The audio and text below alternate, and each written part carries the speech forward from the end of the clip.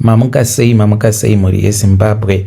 Tinokuchingamidzai zvekare kune chimwe chirongwa pano paZim Facebook Secrets and Confessions. Tadzoka zvekare nemamwe messages.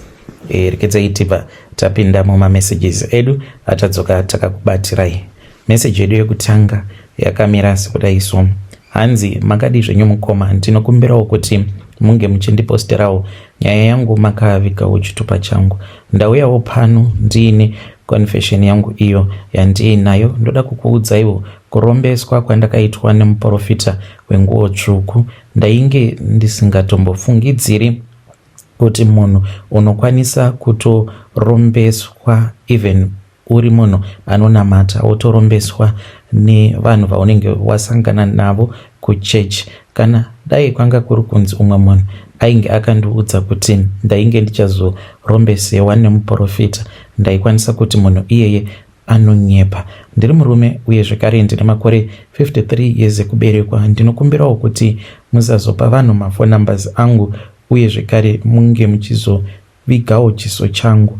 Ndinogarawo kuno kuSouth Africa, kuJoburg, kunonzi kuKempton Park, ndiko kwandiri kugara. Iniwo mukoma ndakakurawo ndichirerwa nasisi vangu mushure mekunge vabereki vashaika mumhuri. Mune zvinhu zvakawanda zvakaitika, vanhu kubata mishonga yakashata. Saka mukoma baba vangu vakafa nekuda kwekuti ndivo vainge vachifanira kuti vange vachizoita chief, but vakabva vachizonzi vainge vachiri mwana mudiki. Vakaedza kuti vange vachifamba, asi vakabva vachizogadzirwa nehama dzavo. Mushure mekunge vagadzirwa nehama dzavo, baba vangu vakabva vachizoshaika. Zvinova zviri zvinhu zvakarwadza vanhu vakawanda, but isu sevana takazongokurawo tava kungotambura. Sisi vangu dzimwe nguva vaitozvitengesa muviri wavo pamba pachitouya varume, asi chekuita painge pasina, nekuti sisi ndivo vainge vachitiendesa kuchikoro. Ndakadzidza basa iro randinoita rekuvaka, ndakatorienderawo kuchikoro. Macertificates, mapepa acho nditori nawo. Kana mukanzwa munhu achiti kune vanhu vanoroya kunze uko, anenge asinganyepi munhu iye, nekuti kwedu zvitoriko, kutori nevanhu vanotoroya zvekudaro. So mukukura kwangu ndine zvinhu zvakawanda zvandainge ndichisangana nazvo zvainge zvichipruvha kwandiri kuti zvechokwadi varoyi vainge variko ende vainge vasingatombofarire kubudirirawo kwedu. Shungu dzangu dzainge dziri dzekuti kana ndikangowana basa pamurungu, because ndainge ndiri munhu akanyanyisa kutambudzika mulife, ndaingoti zvimwe kuda kana ndikashandira murungu iyeye anokwanisa kuzotondibatsirawo kuti upenyu hwangu unge huchiendererawo kumberi. Ndakati ndauya kuno, pandakatanga kushandira umwe murungu, ndakafara chaizvo zvekuti vanhu vainge vachitondiseka, because ndaiti kana ndikanzi nemurungu ita chakati, ndoita ndichimhanya sezvo yainge iri dream yangu kuti ndinoda kuzoshandirawo murungu kana ndakura. Nekufamba kwenguva ndopandakazoona kuti zvechokwadi zvose zviya zvatainge ndichiudzwa nevanhu kuti murungu uyu iye anoita sekunge anokufarira, but haana kana mari svino yaari kumbokupa. Ndakabva ndachizotaura neumwe wangu, tikabva tachizotanga kuita zvimapeace job. Pane pamwe apo murungu paakamboshanya, tainge tiine kamwe kabasa katainge tichifanira kuti tinge tichizoita. Saka takabva tachizoba customer iya, tikabva tachizoenda tikanoita marenovations kumba kwekastoma. Kubva ipapo takabva tachizotanga kutowana zvimacontract, ende murungu ainge asingazvizivi. Tikabva tachizotenga equipment yedu. So takati tavhura kampani yedu, zvinhu zvedu zvainge zvichitofambawo negwara rakanaka, namadhamu tainge tava kutoraramawo upenyu hwakanaka. But kampani iyi takaivhura takati inini nefriend yangu, iyewo dambudziko rainge riri paari aidya mari kuita sekunge munhu anopenga.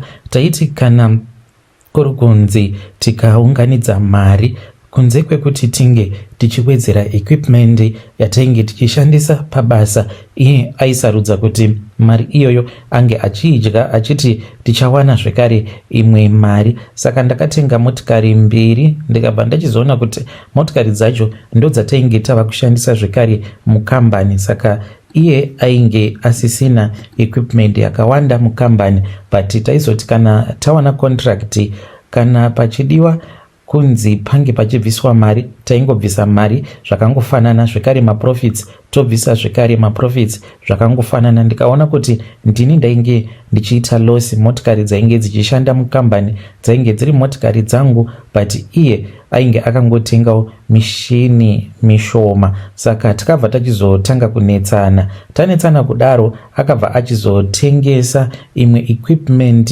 neimwe yainge iri muzita rangu in secret ndisingazvizivi. Pandakadzoka mukomanashi ndakarwadziwa mushure mekunge zvinhu zvose izvozvo zvaitika, but nefrendi yangu tisati tanetsana ndingangoti kubudirirawo kwedu zvakaitika kuti tinge tichizosvika pakubudirira ndezvekudai. So ndaigara ndichipota ndichiendawo kunobatsirwa kumaprofita.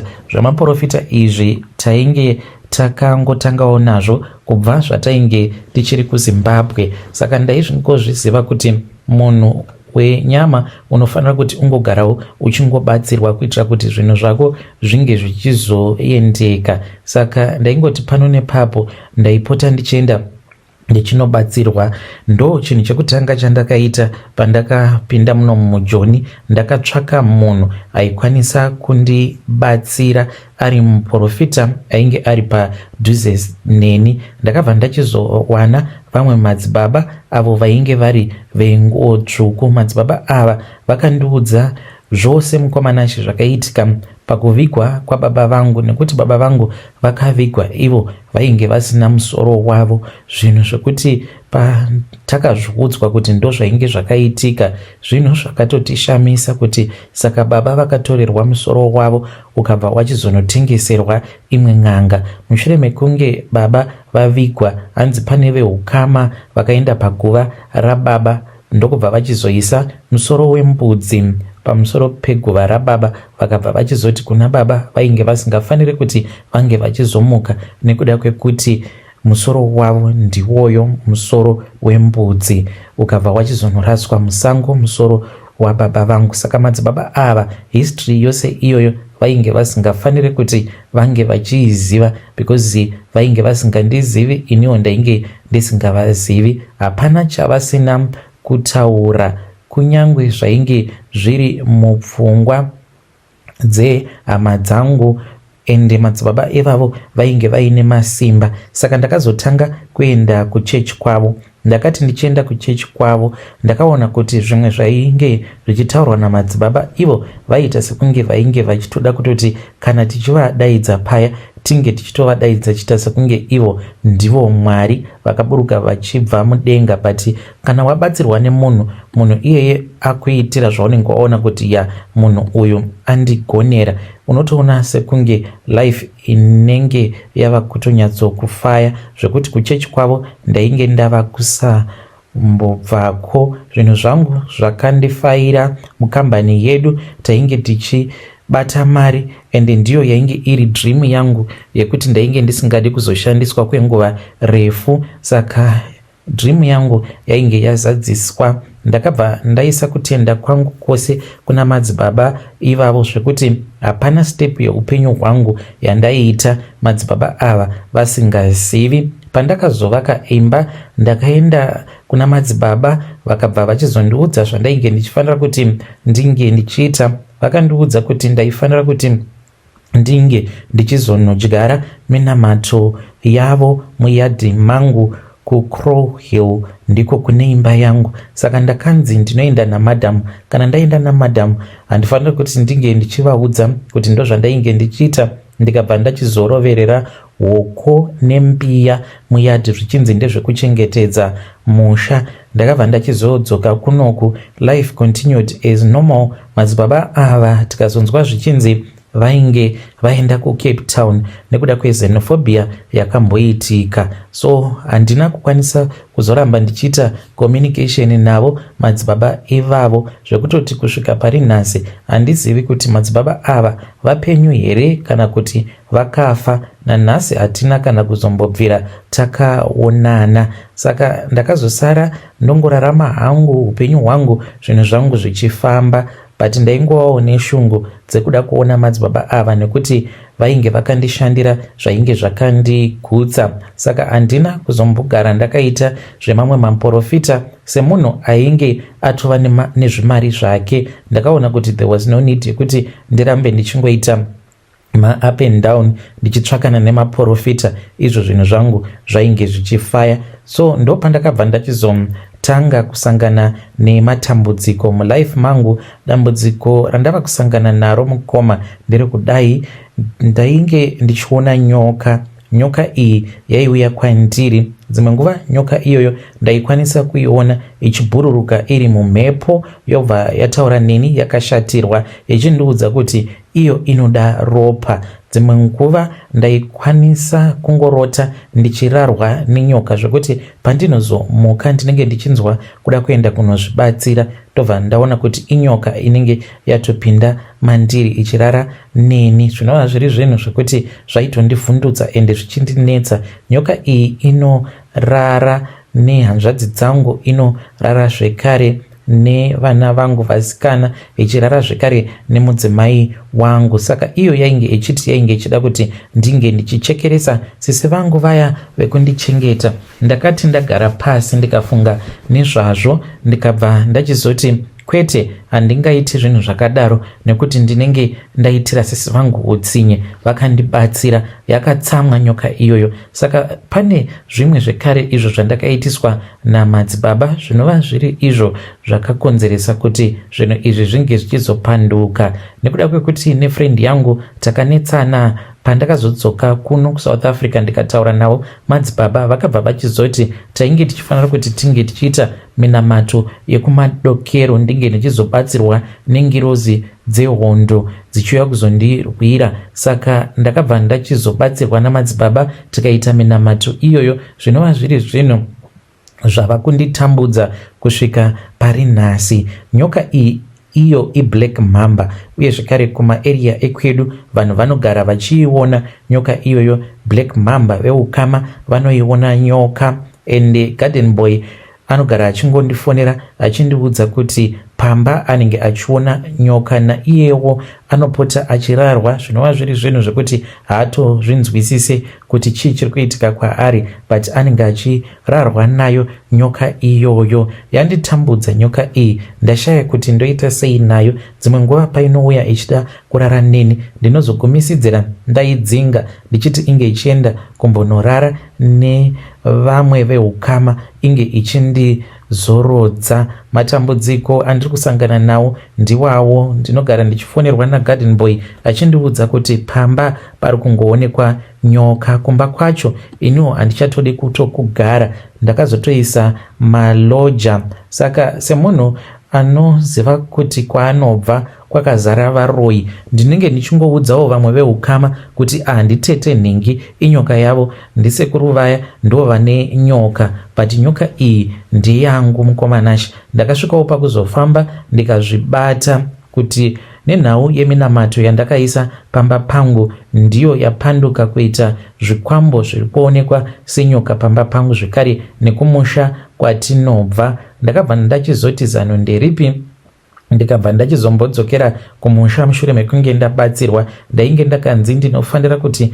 ndinge ndichinofukunura huko dziya, but ndakarohwa mukomanashi nechikwambo. Takati tasvika kumba, mudzimai wangu ainge asingatonzwisisi kuti zvii zvandainge ndichida kuita. Ndakazomirira hwakazoti hwava usiku, ndikabva ndatora foshoro yangu nepiki ndikabuda panze. Ndakati ndichingonoti 1 kudhiginura, ndokubva ndachizonzwa kuti kumashure kwangu kwainge kuine munhu ainge ariko achifamba achiuya ipapo pandainge ndiri. Ndakacheuka ndikabva ndachizoona zigoritoto, munhu ainge akareba zvimwe kuda ndongirozi dzacho dzehondo kuenzana nemuti. Ndakabva ndachizoona ngirozi kana kuti chikoritoto chiya chakabva chachizoita munhu ainge akaenzana neni chikauya pandainge ndiri, ndokubva ndatanga kukwaturwa mukoma. Ndakarohwa zvekuti pandakazopinda mumba ndainge ndatozvimba ndikabva ndachizosiyana nazvo. Zvinhu izvi zvapanduka,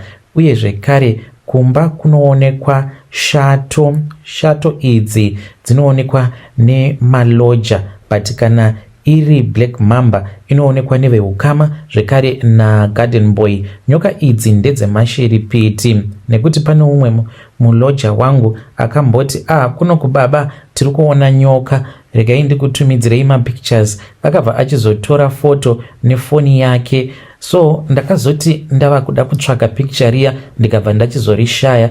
Ndakabva ndachizomuudza kuti ange achindisendera zvekare picture, ndokubva achizotsvakawo mugallery make akarishaya. Saka nyoka idzodzo ndo zvadzinoita. Kana ukaitora picture hauzoriwane picture iroro mufoni mako nekuda kwekuti ndedzemashiripiti. Saka chikumbiro changu mukoma Nashi ndechekuti dai ndawana muprofita wechokwadi anokwanisa kundibatsirawo ndibvise nyoka idzi pamba pangu. Handina kutora urombwa nekuda, but ndaitongoti ndiri kuitirwawo munamato. Please ndapota ndibatsireiwo. Vedare ndo message iyo yandakatumidzirwa ichibva kuna mukoma vedu. Ngatizamei kuti tinge tichitaura navo mukoma vedu ava mucomment section. Strange things indeed they do happen in this world. Zvakangooma hazvo vedu we. Rekedzai tibva taenda panyedu inotevera. Nyedu inotevera yakamira sekudai. So hanzi makadi zvenyu mukoma, ndinokumbirawo kuti munge muchindiposterawo nyaya yangu makaviga chitupa changu. Ininiwo ndinobhiliva kuti uroyi huriko. Inzwaiwo izvo zvakaitika kwedu. Ndakadaidzwa kumusha nerimwe gore nagogo vangu. Ndainge ndagara ndichishanda hangu muHarare samaid, but mukukura kwedu mudzinza rekwedu zvakaitika mukoma ndezvekuti vamwe vakabudirira, then vamwewo vakabva vachizoita varombo vekupedzisira sababa vangu nemunin'ina wavo nevamwe vatete. Saka gogo vainge vari very protective, vainge vasingadi na baba nabamunini zvekare navatete, sezvo vainge vari ivo vainge vasina chavainge vainacho. Kana kumabasa vainge vachitonzi musaenda kumabasa nekuti munozovhairirwa nevamwe. Saka baba kana kuti bamunini kana kuti vatete vaiti kana vakanzi vanenge vawanirwa basa nemadzikoma avo, gogo vaibva varamba kubva vati vana vangu havasi kuenda kuHarare nekuti vanozonoshainirwa nevamwe vavo ikoko. Saka takangokurirawo munhamo, then vamwewo vana bamukuru nevamwe vana tete vakazotoita mabhizinesi muHarare, vakabva vachizongotangawo kuita upenyu hwavo vasisina basa nagogo zvekare vasisina basa nesu. Saka pane umwe mwana wavatete akazoita breakthrough akabva achizoenda kuAmerica. Akati asvikako kuAmerica, patakazonzwa zvichinzi ainge aroorwa nemurungu, gogo vakatsamwa vakandidaidza kumusha. Ndikaendako kumusha, inini nagogo takaenda mugomo. Tirimo mugomo imomo vakati taifanira kuti tinge tichitsvaka churu, ndokubva tatsvaka churu tikabva tachizotora ivhu. Gogo vakabva vachizotanga kuumba kamunhu. Vaumba kamunhu kudaro vakangoumba fesi yemunhu chete, ndokubva vachizotora minzwa mushure mekunge vadhirowa maziso, ndokubva vachizobairira minzwa idzodzo apo pacho pavainge vaumba tumaziso. Ndokubva tachizoenda mubako, vakatora huni ndokubva vachizoisa kachidhori kaya kaya mumoto kusvika moto wazodzima wega, ndokubva tachizongosiya kadhori ikako.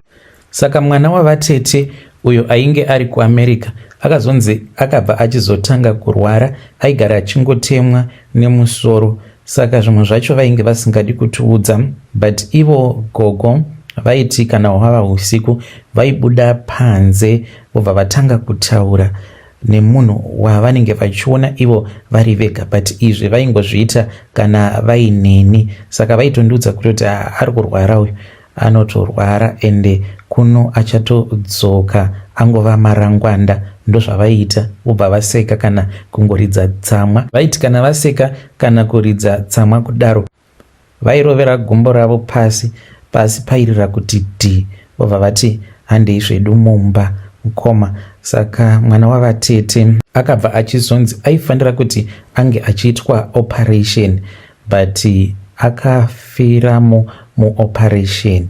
Ndiyo secret yangu mukoma. Gogo vakanditi usambofa kana wakaudza kana ani zvake, uroyi huriko mukoma. Inini I believe. Vedare ndo message iyo yandakatumidzirwa ichibva kuna vahanzvadzi vedu. Hanzi uroyi huriko, I believe. Gogo vangu vakazviita ndichiona. Strange things indeed they do happen in this world. Let us try to speak about it in the comment section. Kana muine zvamunenge makasanganawo nazvo, you can come to my inbox and share with me your own side of the story.